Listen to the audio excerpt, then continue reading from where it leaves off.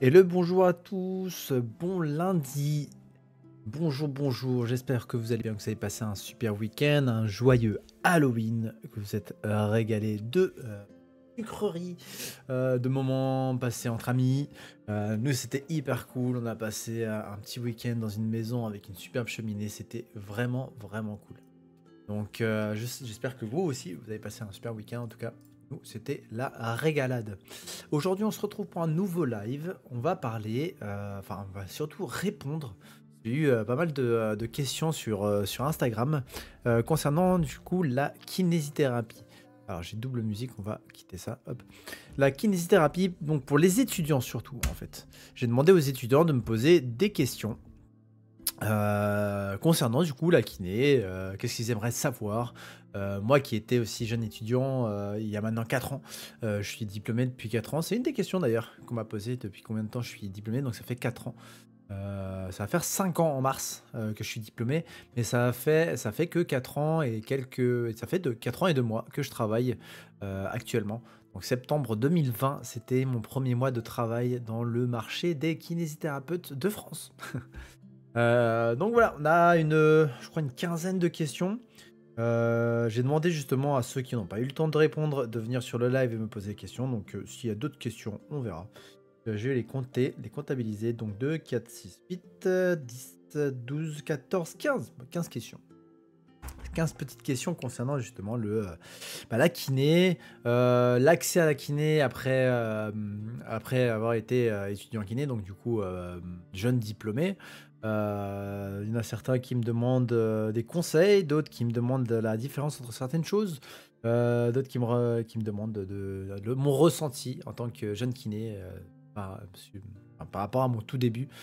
C'est assez intéressant.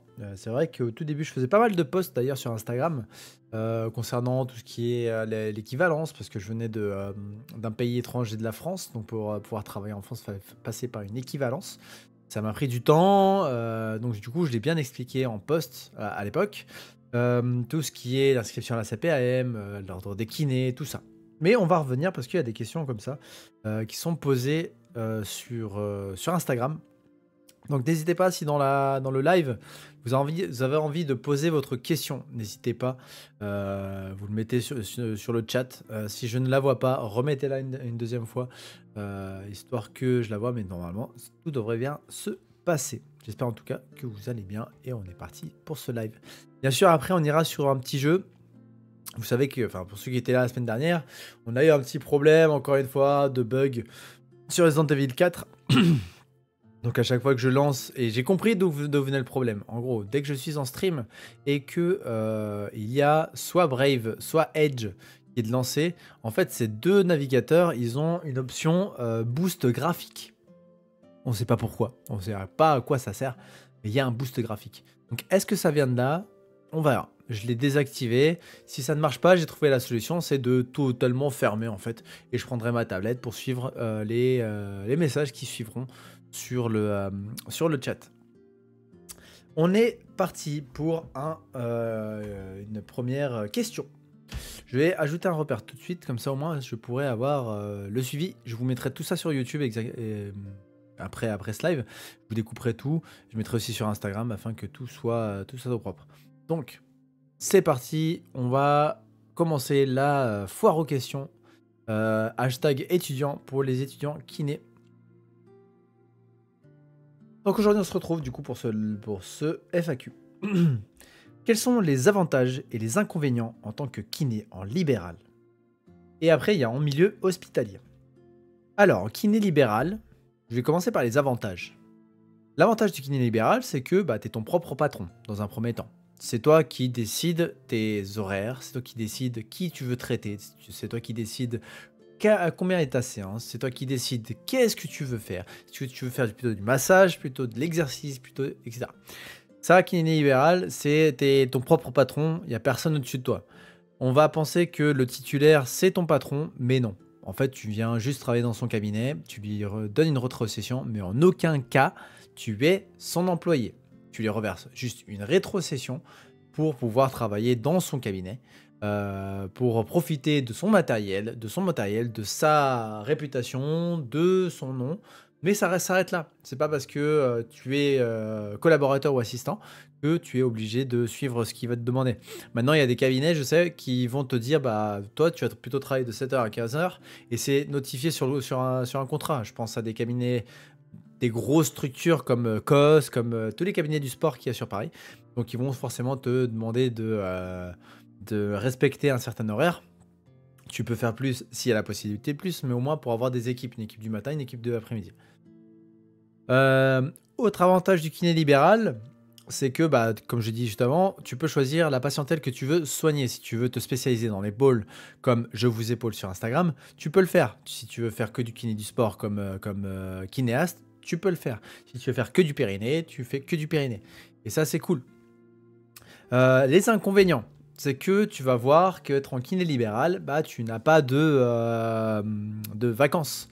Euh, Pas de vacances, ça veut dire que tu n'as pas de congés payés. Quand tu prends des vacances, bah, forcément, ça impacte ton chiffre d'affaires et donc du coup, ça impacte sur les sous que tu vas recevoir à la fin du mois. Alors que en salariat ou alors en milieu hospitalier, bah, forcément, tu es salarié et tu as cette chance, cette sécurité de pouvoir avoir des congés payés et d'être payé quand tu prends des vacances. Maintenant, cela a un coût et un sacrifice. Dans le libéral, tu vas être mieux payé que l'hospitalier. Mais encore, ça commence à s'équilibrer parce que on voit des offres d'emploi qui sont quand même alléchantes pour le kiné libéral et qui montrent quand même un salaire qui est pas non plus dégueulasse et qui permet justement d'avoir ses congés payés et tout ça. Mais bon, c'est pas la même pratique. Oui, du coup, kiné en libéral, tu vas gagner plus. Tu seras allez, si tu fais des bons mois, tu seras entre 2500 et 4000 net selon où tu te retrouves, selon le nombre de patients que tu fais et selon si tu fais du DO ou pas. Bien sûr, tout est relatif, ça va dépendre de ta pratique. Alors qu'en salariat, j'ai entendu dire que c'était entre 2000 et 2500, mais ça tend à augmenter.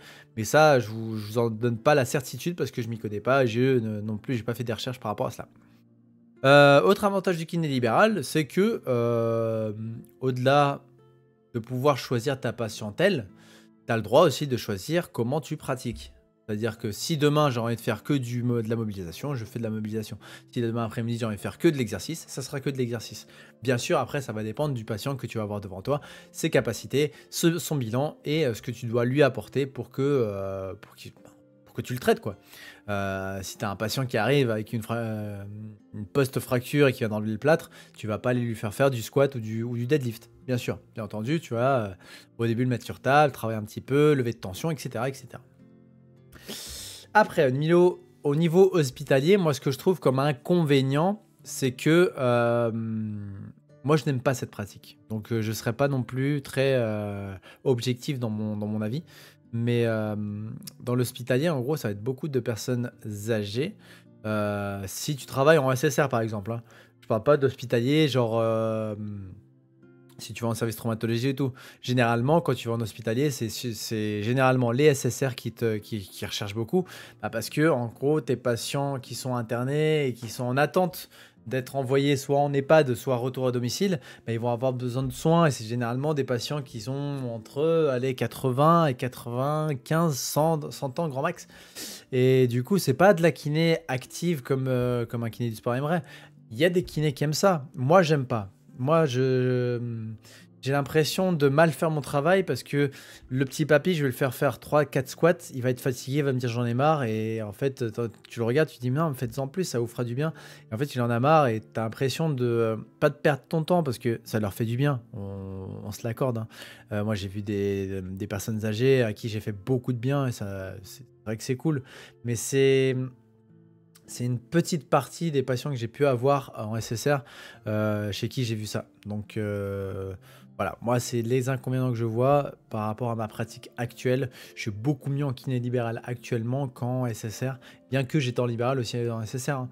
Mais au niveau de la pratique, dans mon cabinet j'ai plus des patients actifs, même les personnes âgées sont actives, veulent faire de l'exercice, veulent se renforcer et savent pourquoi ils veulent se renforcer, leurs objectifs, etc. Donc, pour moi, le libéral, c'est bien mieux que l'hospitalier. Même si, de temps en temps, quand tu reçois les impôts, la Carpinco, les URSSAF qui te tombent dessus, euh, dis, putain, ça fait chier, quoi. Mais c'est le jeu. C'est le jeu. Deuxième question. Comment la profession évolue avec les nouvelles technologies? Alors, quand on fait le salon de la rééducation, Rééduca sur Paris tous les ans, on voit que la technologie tend à s'améliorer. Que ça soit dans le matériel, que ça soit dans l'IA, que ça soit dans différentes machines sur lesquelles tu peux travailler. Par exemple, moi je traite avec la réalité virtuelle. Donc on est un peu dans les précurseurs de la réalité virtuelle. Je sais que d'ici 5 à 10 ans, ça va s'améliorer. On va avoir des ruptures haptiques, on va avoir de la sensibilité au niveau de la peau, on va avoir tout un tas de trucs qui vont nous permettre d'améliorer en fait l'expérience du patient et donc du coup d'améliorer aussi notre qualité de soins. C'est-à-dire que pour éduquer par exemple un AVC, si on fait de la thérapie miroir et qu'en plus on vient sensibiliser, enfin stimuler la sensibilité périphérique et cutanée avec des sensorimoteurs, ou des stimuli, pardon, des stimuli. Forcément, le patient il va avoir un stimulus, que ce soit au niveau du cerveau, que ce soit au niveau de son appréhension, etc., qui va nous permettre d'améliorer en fait la rééducation qu'on peut avoir avec lui. D'autres trucs, genre faire de la VR avec un poids qui, j'imagine que dans 10 ans ça pourrait exister, mais genre t'es dans la VR et tu as un exercice où le patient va tirer un poids et en fait la manette va mettre automatiquement, genre au moment où il attrape le poids, genre tu sais comme une force, comme s'il avait vraiment attrapé ce poids et qu'il est en train de travailler. Ça par exemple pour le stimulus, pour la force à travailler avec le patient, je trouve que ça pourrait être un gain énorme. J'ai juste changé de musique parce qu'elle est pas très punchy. Non. No copyright, parce que bon, c'est pas background music. Hop là. Voilà. Ça va être mieux. Pas vraiment.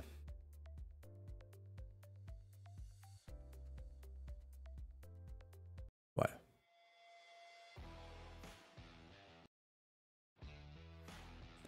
Voilà, un peu de rock. Où j'en étais? Je me suis coupé tout seul. C'était par rapport à la nouvelle technologie, ouais. La poulie Voltra, par exemple. Pour moi, c'est une poulie que j'ai vraiment envie de me la prendre. C'est une poulie que tu vas fixer à un endroit. Pour les petits cabinets, c'est super. Et en gros, tu vas pouvoir te mettre de la charge par rapport à la force que le moteur va te mettre et travailler comme si tu avais une poulie énorme que tu as dans une salle de sport. Les cabinets qui sont grands et qui n'ont pas besoin de cette poulie, forcément ils auront du matériel, mais des cabinets comme le mien qui a un petit plateau technique de 25 mètres carrés, je trouve que c'est un gap sur la nouvelle technologie qui peut être apportée dans nos cabinets et qui peut être vraiment bénéfique. En nouvelle technologie, il y a l'IA qui pourra, je pense, un jour nous aider. Alors dans quoi? Je ne sais pas, peut-être dans le diagnostic, peut-être dans la programmation d'exercices, enfin pas mal de trucs qui pourront nous aider et nous faire gagner du temps, peut-être sur quelque chose, sur l'administratif par exemple. Toutes les machines où on voit une évolution technologique, genre toutes les machines où maintenant, genre tu fais ta machine de dos et devant toi tu as un écran en fait où tu as Flappy Bird là qui est en train de bouger, ça te fait travailler. Mine de rien, ça te fait quand même bouger de ouf. C'est dynamique, c'est ludique.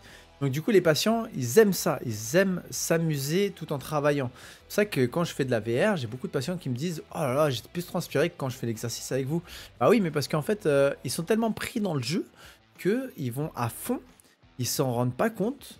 Et à la fin, ils sont crevés, quoi. C'est ça que j'adore avec les nouvelles technologies, en tout cas. Donc moi je pense que ouais, notre métier va quand même évoluer pas mal avec les nouvelles technologies, qui est super intéressant sur certains points. D'autres points où on va mettre des robots à la place de nous, ça, non, je suis pas fan.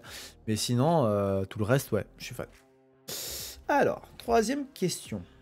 Quelles sont les possibilités pour travailler dans le milieu sportif? Je suis pas le mieux placé, même si j'ai travaillé un tout petit peu dans le sportif, mais je sais de quoi je vais parler. Je reprends un petit coup.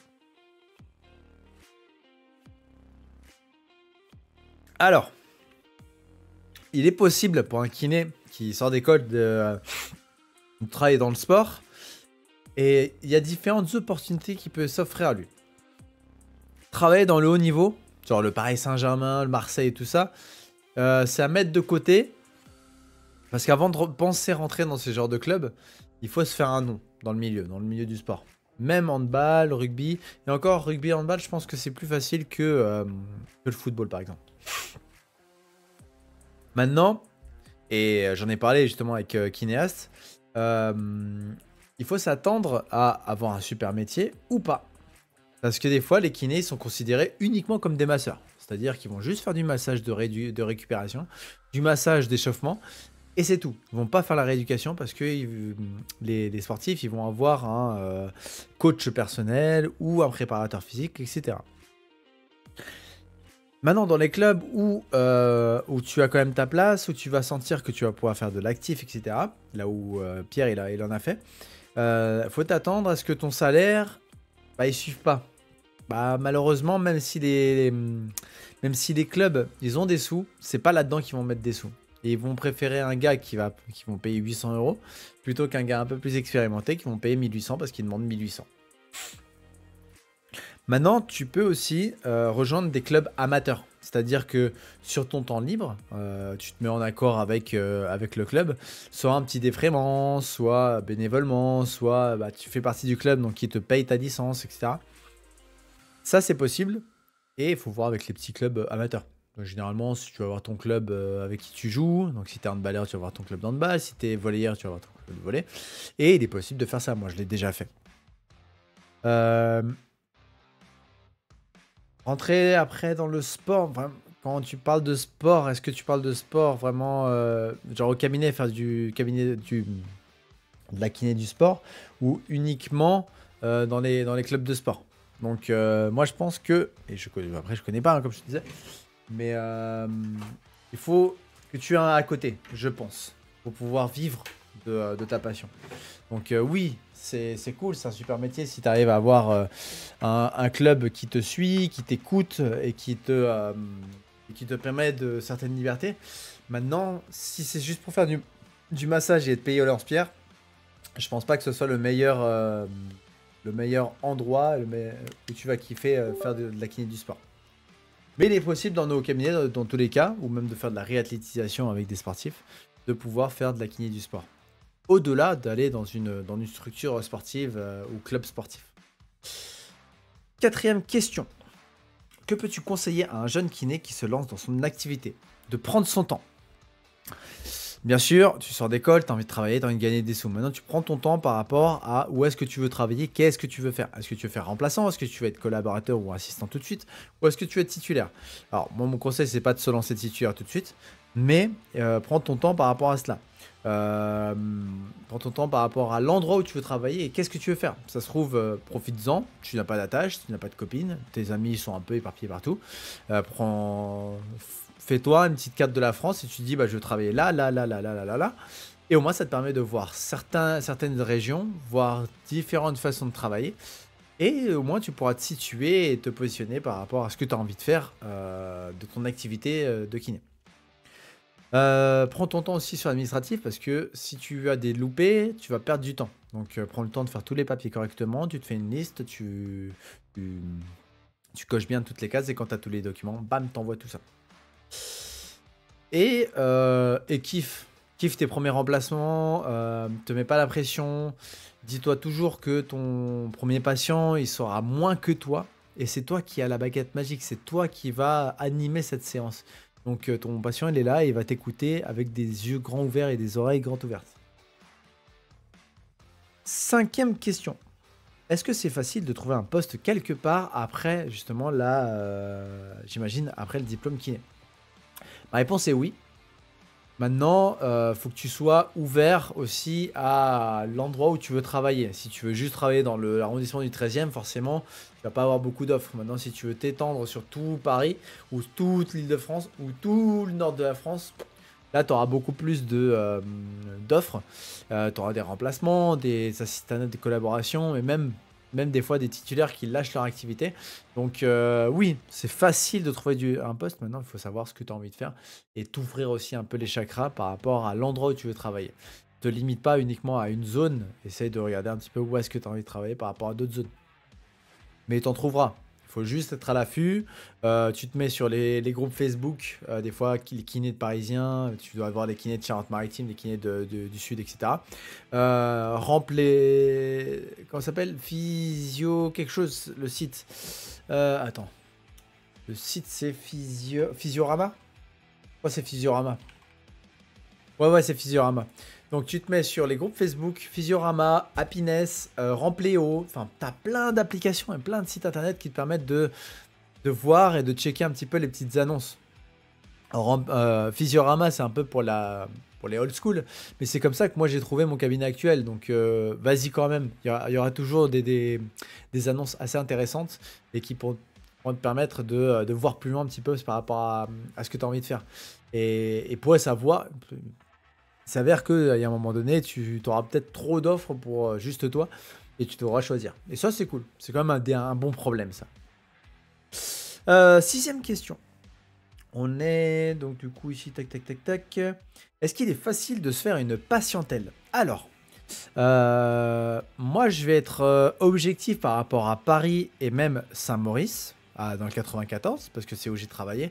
Je ne sais pas comment ça se passe au-delà. J'imagine que dans la Creuse, tu implantes ton cabinet, tu ouvres, tu fais une petite com et tu es sûr dans les 2 semaines, tu es rempli. Ça, c'est sûr. Maintenant, à Paris, à Saint-Maurice, j'ai jamais eu de problème pour remplir. Dans mon dernier cabinet, donc j'ai rejoint maintenant il y a 1 an. Dans 10 jours, ça fera 1 an.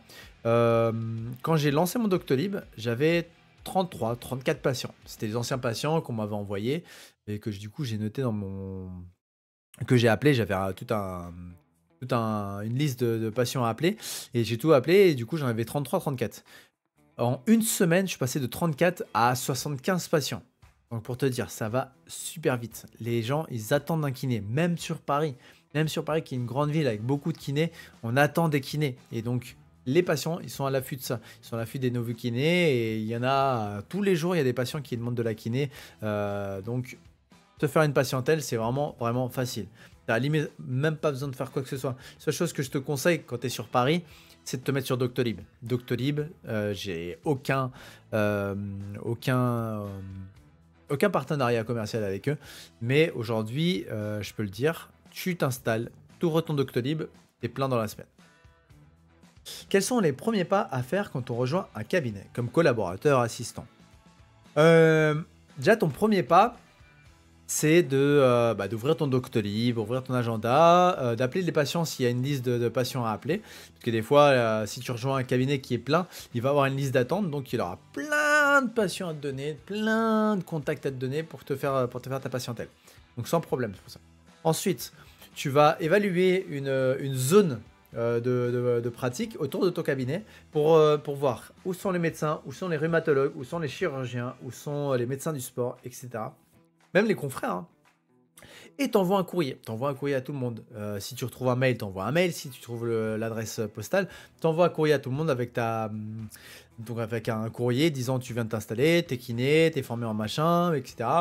Tu mets une carte de visite avec ton numéro et ton mail. Comme ça, puis qu'ils puissent te contacter. Et ils vont t'envoyer plein de patients. J'ai fait ça à Saint-Maurice. Là, j'ai un médecin que je ne connais pas et qui m'envoie plein de patients. Et à chaque fois, les patients disent « Oh ouais, elle est très contente de votre pratique, mais je la connais pas. » Et je pense qu'il y a des patients qui sont allés la voir et qui ont dit « Bah, du bien de moi. » Ça aussi, le bouche à oreille, ça fonctionne pas mal. Autre premier pas à faire, c'est avant de commencer à travailler dans le cabinet où tu vas être collaborateur, c'est de venir travailler de venir observer pendant un jour comment ton ou ta collègue travaille. Moi, j'ai mon collaborateur qui vient de s'installer il y a 2 semaines maintenant. Je lui ai tout de suite dit, écoute, cette semaine, tu viens 2 fois, tu vois comment je travaille, tu vois comment je fonctionne. Même avec Doctolib, ça te permettra de voir un petit peu, de tâtonner un petit peu le terrain, tu verras un petit peu les patients à quoi ils ressemblent. Et au moins, tu prends la température. Et ça te permet, toi, de te mettre en confiance également. Donc voilà, c'est les conseils que je donne sur les premiers pas. Et après, tout va automatiquement et naturellement. Faut-il acheter beaucoup de matériel avant de s'installer? Alors, la réponse est non. Parce que des fois, rien qu'un élastique, un petit poids, ça suffira. Maintenant, je dis non aussi parce que si tu rejoins un cabinet avec tes collaborateurs ou que tu es même titulaire, mais tu rejoins un cabinet qui est déjà équipé, bah, renseigne-toi de ce qu'il y a déjà pour éviter d'acheter le doublon. Ensuite, quand tu auras pris la température, là, tu peux acheter du matériel. Donc, tout ce qui est élastique, halter, kettlebell. S'il te faut une machine, tu achètes une machine. Et tu vois aussi par rapport à l'espace.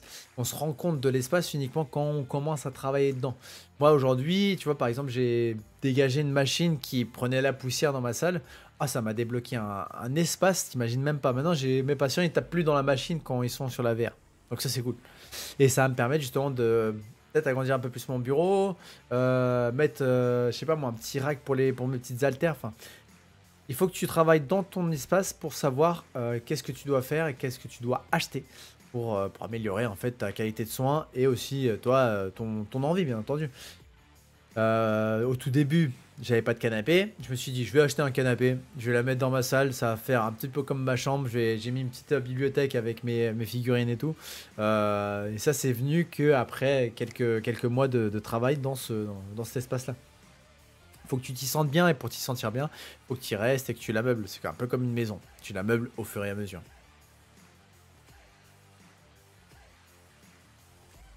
Alors, remplaçant, collaborateur, assistant, titulaire. Qu'est-ce que tu recommandes pour un jeune kiné? Alors, cette question, ça va dépendre de ce que tu as envie de faire, de ton objectif, de ce que tu vois pour le long terme. Je dis pas le court ou le moyen terme, mais vraiment le long terme.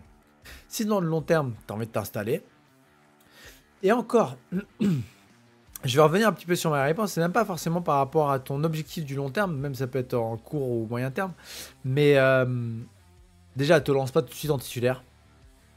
Prends la température de comment se passe un cabinet. Tu poses des questions à ton titulaire, ça va t'aider justement à toi après ouvrir ton truc. Euh, Commence en remplaçant si jamais tu n'as pas d'attache et tu sais pas où tu veux travailler, parce que ça va te permettre, en faisant pas mal de remplacements, de savoir dans quelle zone tu veux travailler, que ce soit dans la ville ou alors au niveau national. Ça va te permettre aussi de voir différentes manières de pratiquer.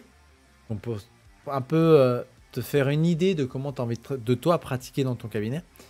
Et aussi de voir comment fonctionne vraiment un cabinet au niveau des rendez-vous, au niveau de la prise de rendez-vous, au niveau de l'administratif, du matériel, de l'achat de matériel, etc. Donc, moi, je conseillerais aux jeunes kinés de faire des remplacements, voire des assistanats au début. La différence entre le remplacement et l'assistanat, c'est que remplacement, t'es jamais, et c'est un peu, l'inconvénient de ce qu'on m'a raconté, pour ceux qui faisaient beaucoup de remplacements, c'est que tu es une semaine avec les patients de quelqu'un, ils connaissent ce kiné, c'est pas tes patients à toi, donc tu les vois une semaine, mais tu verras jamais l'évolution sur le long terme. Là où quand tu es assistant, c'est un peu comme un CDI, tu vas rester à une durée indéterminée dans ce cabinet, donc tu vas te faire ta patientèle, ils vont te voir pendant plusieurs mois, donc tu pourras voir l'évolution sur plusieurs semaines. Et je trouve que quand même dans notre métier, c'est un peu notre essence. Quand tu vois qu'un patient, il vient et il est à la sixième, septième, huitième séance, et là, ça va beaucoup mieux, que vous allez commencer la course à pied, qui va reprendre le sport dans son club, ça, c'est cool. Donc, remplacement, moi, j'en ai jamais fait. Et je pense que j'aurais fait pendant un temps juste pour savoir où est-ce que j'ai envie de travailler en France ou dans la région parisienne. Et ensuite, je me serais mis assistant, voire titulaire. Moi, j'ai fait 6 mois en assistanat parce que je connaissais le cabinet, je le connaissais déjà. C'était mon ancienne kiné. Je me suis dit, vas-y, en plus, il y a de la place pour moi. Vas-y, je la connais, ça va être trop bien et tout. On va travailler ensemble. J'ai mal terminé pour d'autres raisons, mais j'ai fait 6 mois là-bas. Au bout de 6 mois, je suis passé titulaire parce que j'ai trouvé une opportunité et je me suis lancé en titulaire parce que je savais que je voulais rester sur Paris. De base, moi, je voulais partir à La Réunion. J'étais à ce moment-là en couple avec quelqu'un. Bah, du coup, je me suis dit, vas-y, tu vas rester sur Paris. Et c'est pas grave, tu iras à La Réunion en vacances. Donc voilà, mon conseil, remplacement ou assistanat au début pour un peu prendre la température. Et après, quand tu veux ouvrir ton truc, tu ouvres ton truc. Après, il y a des kinés qui aiment trop l'assistanat ou le collaborateur. Ça leur permet de ne pas avoir cette charge mentale de faire tourner son cabinet. Alors, c'est dur de prendre confiance en soi dès le premier patient. Je vais pas mentir, oui, c'est pas facile. Pas facile parce que bah, tu es lancé dans le grand bain, tu t'es lancé dans l'inconnu. C'est pas la même chose que quand tu étais en stage à l'école. Donc forcément, tu vas avoir beaucoup de stress. Tu vas appréhender énormément. Tu vas avoir peur de mal faire. Et aussi, il y a cette confiance en toi parce que c'est la première fois que tu es lancé dans le grand bain. Quand c'était en stage, tu avais toujours un tuteur de stage derrière toi. Là, tu es lancé tout seul. C'est toi, ta pratique, ta responsabilité. Donc forcément, il y a cette confiance à prendre très vite. Ça, hop. Et après, franchement, faut pas se mettre la pression parce que ça va vite. Il y a le premier patient et quand il est lancé, après c'est parti. Donc n'ayez pas peur sur ça. Hop. Question suivante. Formation. Qu'est-ce que tu recommandes pour quelqu'un qui sort de l'école? Alors, pour cette question, moi je dirais, va pas trop vite. Prends le temps, 6 mois, pour faire de la pratique. Si en plus tu fais des remplacements, tu verras différentes pratiques. Donc tu verras aussi des kinés qui font d'autres techniques, qui ont fait des formations. Tu vas travailler forcément en collaboration avec d'autres gens, même en remplacement. Tu pourras poser des questions et savoir un petit peu vers quel chemin tu veux te lancer. Maintenant, s'il y a une formation que je conseille en sortie d'école et qui, moi je l'ai faite et qui m'a beaucoup aidé, c'est celle de Major Mouvement de Grégoire Gibault, qui parle des 100 exercices pour nos patients. Parce que quand je l'ai faite, je sortais d'école et c'est là où j'ai appris à faire un meilleur bilan que ce que je faisais avant. À l'école, on nous apprend le bilan avec histoire, antécédents, machin, plein de trucs. Franchement, là, je me rappelle des fiches bilan qui faisaient 2-3 pages. C'est énorme. Nous, on a besoin d'aller à l'essentiel. Et je trouve que Major, il va t'expliquer d'aller vraiment à l'essentiel, d'aller faire des tests et savoir quel traitement tu vas apporter en moins de 30 minutes. Tu fais plus de 30 minutes si tu en as besoin. Moi, aujourd'hui, je fais des bilans d'1 heure. Mais cette formation, elle m'a permis justement de pouvoir faire de meilleurs bilans, en tout cas. Et franchement, c'est intéressant, même pour apprendre de nouveaux exercices que je ne connaissais pas, que je vois sur les réseaux, mais que j'ai pas vu en réel. Et du coup, il nous corrigeait par rapport à cela. Et comment après monter un traitement. Donc franchement, j'ai trouvé cette formation pas mal. Elle est sur 2-3 jours. Et c'est vraiment, vraiment quali. Là, on est à quelles sont les démarches à suivre quand on vient d'être diplômé? Alors, premièrement, il va falloir appeler l'ordre des kinés. Et tu vas prendre l'ordre où tu vas habiter, où tu vas travailler. Donc, si tu habites dans Paris et que tu vas travailler dans Paris, tu appelles l'ordre des kinés de Paris. Si tu es dans le Val-de-Marne, dans le Val-de-Marne, etc., etc. Tu les appelles eux en premier, parce que quand tu seras inscrit à l'ordre des kinés et au tableau des kinésithérapeutes, ensuite, eux, ils prennent l'initiative d'envoyer ces informations à la CPAM de la région. Donc, si c'est de Paris, la CPAM de Paris, celle de Val-de-Marne, etc. Après, tu appelles les URSAF. Et normalement, si je dis pas de bêtises, quand tu appelles les URSAF et que tu fais ton dossier, ils renvoient toutes les informations à la Carpinco, qui est la caisse des retraites des praticiens paramédicaux. Ensuite, il y a ça. Parce que tout cela, donc le fait d'avoir été inscrit dans l'ordre des kinés, d'avoir eu ton rendez-vous avec la CPAM, d'ailleurs, il faudra quand même appeler la CPAM où ils vont t'appeler eux pour prendre un premier rendez-vous, pour t'expliquer, pour te donner les feuilles de soins, etc. Et aussi te donner une CPS. Donc là, ça va dépendre si c'est une CPS de remplaçant ou une CPS de titulaire ou assistant. Donc à toi de voir par rapport à ta pratique. Qu'est-ce que tu as envie? Est-ce que tu as envie de faire des remplacements ou pas? Si tu as une carte de remplacement, tu peux faire tes remplacements dans toute la France, même si tu es inscrit à l'ordre des kinés du Val-de-Marne, par exemple. Tu peux aller à la Réunion sans problème. Là où, si tu veux travailler en tant qu'assistant ou titulaire, il faut t'inscrire à l'ordre des kinés de la région où tu vas pratiquer. Donc voilà. Voilà les démarches à suivre. L'administratif est long. Est-ce que ça prend la moitié de notre temps? Alors, la moitié de notre temps, j'abuserai pas jusqu'à là. Déjà, si tu prends un logiciel comme Doctolib qui te fait un peu le secrétariat, tu gagnes du temps. C'est pour ça qu'aujourd'hui, même si ils sont un peu chers, moi, je suis très content parce que ça me permet de gagner du temps par rapport à la prise de rendez-vous avec les patients. Même si des fois les patients, ils ont cette liberté d'annuler au dernier moment, j'arrive à quand même éduquer mes patients pour pas qu'ils le fassent trop souvent. Après, à niveau comptabilité, moi j'ai toujours dit, je suis bon dans les muscles, dans les os, dans la rééducation, mais je suis très mauvais dans les chiffres. Donc, prends un comptable. Te prends pas la tête, prends un comptable. C'est sécurisé, tu aucun stress. Quand il faudra faire la déclaration des impôts, il la fera pour toi. Et s'il a des conseils à te donner par rapport à ta comptabilité, il te le dira. À côté de ça, tu peux aussi prendre un conseiller en patrimoine qui peut te conseiller justement dans tout ce qui est fiscalité. Mais ça, c'est autre chose. Et après, au niveau de l'administratif, c'est juste faire tes bilans, les mettre au propre et les envoyer au médecin. Mais après, t'es pas obligé, parce que tu peux te dire, le médecin ne le lira jamais, et tu auras peut-être raison, ou peut-être tort. Il y a des médecins qui lisent, moi j'ai des chirurgiens qui lisent tous mes bilans, et qui m'envoient des messages, et avec qui on échange souvent. Et c'est pas mal. Franchement, ça donne une plus-value à nos traitements. Mais t'es pas obligé non plus. Ça va... Juste pour avoir un suivi pluridisciplinaire. Ça, moi, je te le conseille. C'est juste un conseil. T'es pas obligé de le faire, mais c'est un conseil. Un énorme conseil, quand même. Et sinon, le niveau administratif, je suis dans le non. À part ça, il n'y a pas grand-chose. C'est après, tout ce qui est achat de matériel, mais tu vois au fur et à mesure qu'est-ce que tu as besoin. Donc ça va. C'est pas non plus très long. As-tu déjà eu des frayeurs dans ta pratique depuis que tu as commencé? Frayeurs. J'imagine que tu veux dire par rapport à des patients qui peuvent leur arriver quelque chose ou pas. J'ai eu... Je vais dire 3 frayeurs. Ouais, 3 frayeurs. Il y a une 4e et elle est bonus parce que franchement, j'ai pas eu peur. Je savais juste quoi faire. La première, ça a été une des patientes où j'avais mis sur le casque de réalité virtuelle. Et en fait, elle a fait un malaise parce qu'elle a détesté l'eau. Et en fait, c'était un exercice sur le logiciel que j'utilise qui est la brasse. Et en fait, c'est une brasse qui est sous-marine. Et donc, du coup, la patiente, elle a eu vachement peur parce qu'elle a vraiment peur de l'eau. Elle me l'a dit après. Et au moment où je lui enlève le casque, malaise vagal. Et là, je ne savais pas quoi faire. Je me disais, mais qu'est-ce que je fais? C'était la première fois que j'ai une patiente qui faisait un malaise vagal. La deuxième fois, c'est une patiente. On faisait pas rien, pas grand chose. Hein. Elle avait un step devant elle. Elle était assise, hémiplégique. Et je lui demandais juste de poser le pied et de relâcher. Poser le pied et relâcher. Et en faisant ça, elle a commencé à partir en crise d'épilepsie. Mais genre une énorme crise. J'ai dû appeler les pompiers, annuler mes patients. Là aussi, j'ai eu pas mal de sang-froid. Mais j'ai eu pas mal peur quand même.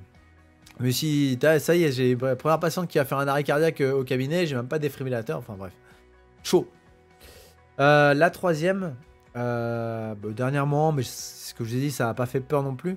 C'est une patiente qui n'avait pas mangé, je lui ai fait faire de la VR, c'était bien, elle a kiffé et tout. Et en enlevant le casque, elle a toute son énergie qui fait pouf, et elle a commencé à tomber dans les pommes. Elle a vu noir et tout, elle s'est assise, et je l'ai accompagnée, je l'ai mis sur le canapé dans la salle, et ça s'est bien passé. Mais sinon, frayeur, non, j'ai pas de patients qui se sont cassés la gueule, en tout cas. J'ai pas de patient avec qui j'ai eu des complications. Donc non, à part ces 3-là, ça va. Pour le moment, ça va, je touche du bois. Alors, j'ai une dernière question. Après, on verra s'il y a d'autres qui veulent poser des questions. Depuis combien de temps es-tu diplômé et qu'as-tu fait comme formation? Alors moi, je suis diplômé depuis mars 2020, juste avant le Covid, à l'université Fernando Pessoa à Porto. J'ai fait mon équivalence et tout pendant le Covid. En septembre 2020, je commence mon activité libérale en tant qu'assistant dans le Marais, Paris 3, rue Saint-Gilles. J'y passe 6 mois. Septembre, octobre, novembre, décembre, février, mars, avril, mai. 8 mois. Je passe 8 mois dans ce cabinet comme assistant. C'était mes premières expériences, c'était mes premiers 8h-20h. Et je savais après ça, après coup, quelle était la manière que je voulais travailler. Je voulais plus faire du 8h-20h tous les jours et je voulais changer complètement ma manière de faire. Ensuite, je passe titulaire à Paris 5. Je prends un cabinet d'un confrère qui part à la retraite. Et là, je reste de juin 2021 à novembre 2023. Donc un peu plus de 2 ans dans ce cabinet. Je pars parce que je voulais me rapprocher de chez moi. Parce que aussi, avec mes collègues, elles étaient dans un métier beaucoup plus différent du métier de kiné. Donc du coup, je ne m'y retrouvais pas, on se voyait jamais. Et j'avais toujours ce sentiment d'être tout seul en fait dans le cabinet. Et moi, j'avais besoin d'un cabinet qui vive, à qui je parle, etc. Donc j'ai commencé à chercher. Et là, j'ai trouvé du coup le cabinet dans le 94 à Saint-Maurice, qui me va très bien pour le moment. Donc je suis avec une ostéo qui était elle-même kiné. J'ai un kiné qui vient de commencer avec moi dans le cabinet et une psychologue. Mais on discute pas mal ensemble. Avec l'ostéo qui était kiné avant, énormément parce qu'on s'envoie des patients mutuellement. Avec mon collègue, on va avoir des petites réunions pour discuter un peu de nos patients, pour qu'on se conseille, qu'on parle de certaines choses. On bloque sur ce patient, qu'est-ce qu'on pourrait faire, est-ce que je peux te l'envoyer, etc. Et avec le psychologue, bon, on parle de temps en temps, mais un peu de la vie de tous les jours, mais au moins d'avoir ce contact humain et avec les patients, c'est hyper cool.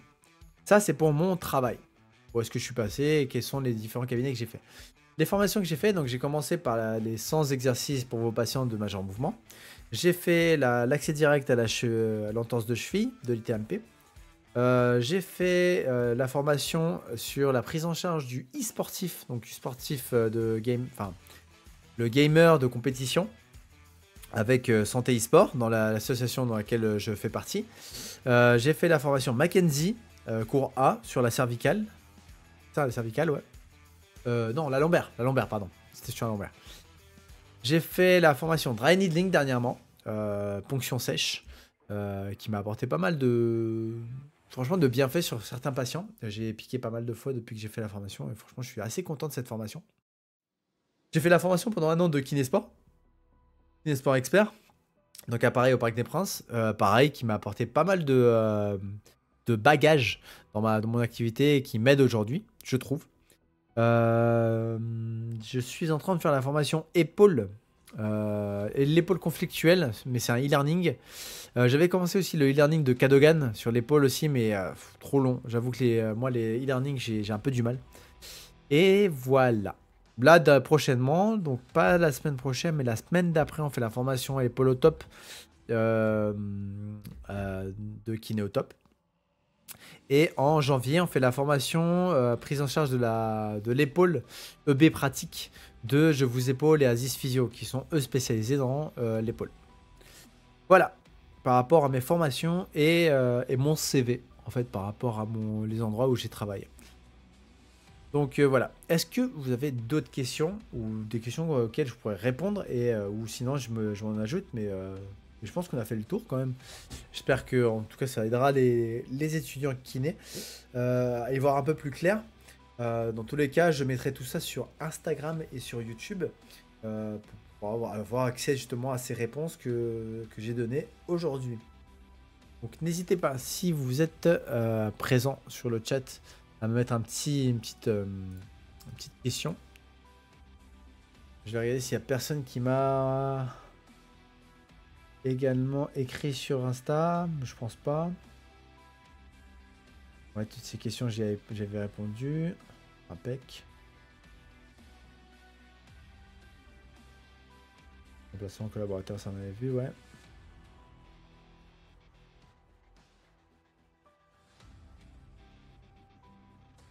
En tout cas, c'était des bonnes questions. Des bonnes questions assez pertinentes qui, je pense, peuvent en aider plus d'un. Je crois que j'ai ma stagiaire aussi qui m'a posé une ou deux questions qui étaient très intéressantes.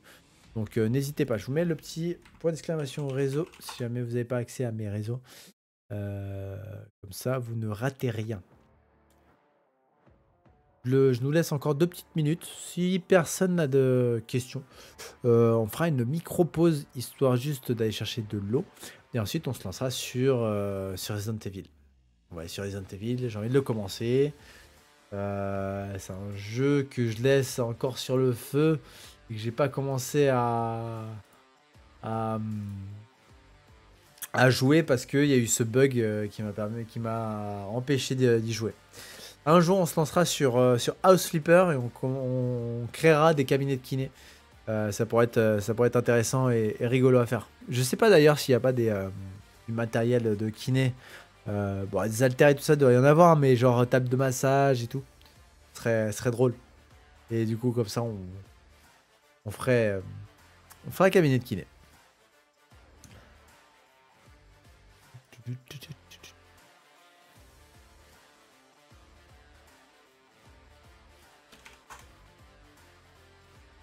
Alors, je vais juste regarder. C'est ça que je voulais voir, le son. Chill up musique. Je vais mettre chill up musique.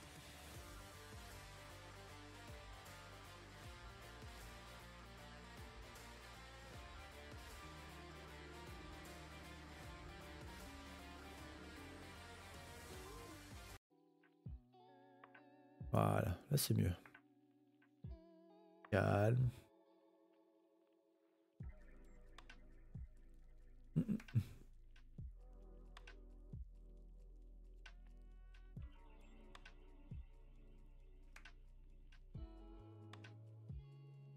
La musique c'est bien. Il y a NCS aussi qui est bien.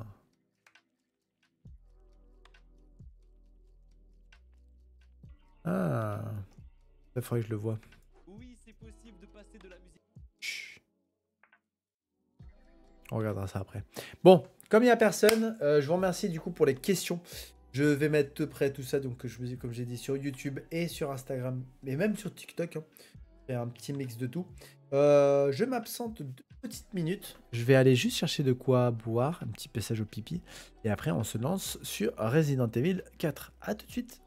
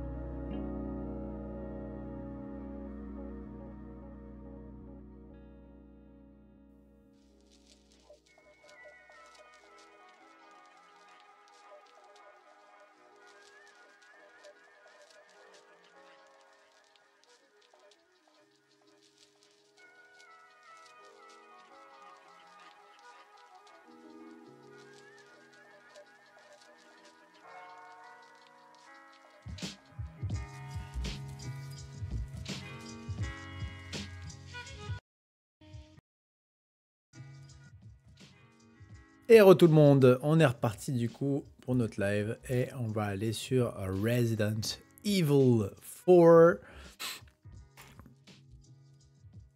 en allant tester justement si ça marche.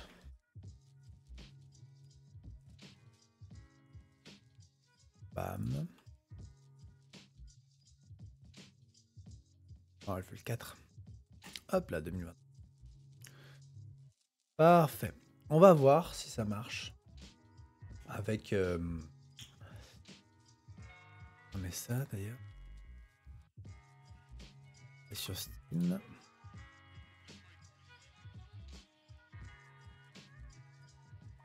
Ah. Attendez. Je demande à mon frère parce qu'il est en train de jouer.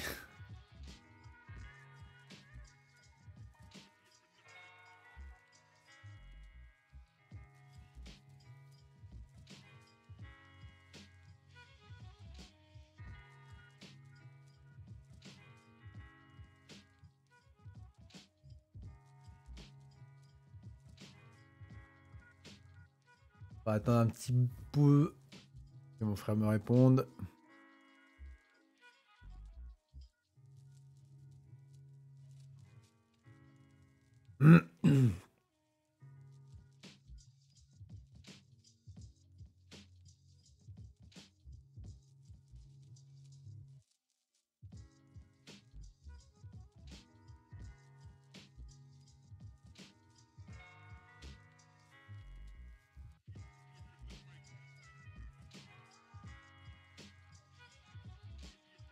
Et yo Osmotic, merci beaucoup pour ton lurk. J'espère que tu vas bien, poto.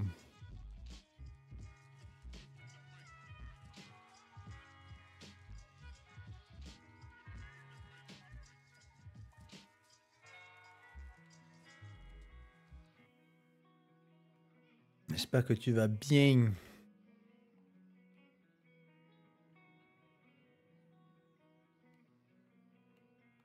Faudrait que je mette une petite commande pour exclamation lurk, genre